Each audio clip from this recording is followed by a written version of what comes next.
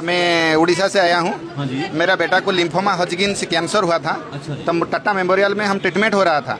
तो बाबा का जो यूट्यूब में चैनल देख के हम बाबा के बारे में पता चला और यहाँ से आया, बाबा का आशीर्वाद लिया। दिसंबर 24 को हम आए थे बाबा के पास, दिसंबर 24 को, और बाबा का आशीर्वाद लिए और जल लिए। उसका बाद टाटा मेमोरियल में हम पेट सिटी स्कैन किया।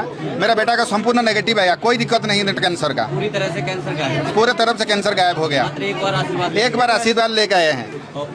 उड़ीसा से आया हूँ। मेरा नाम अनाम चरण महंत है।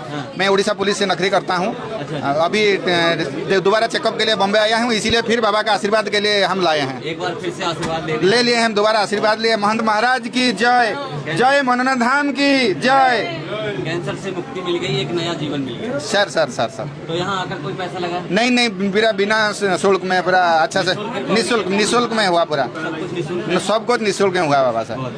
जय श्री श्याम। जय श्री श्याम, जय श्री राम।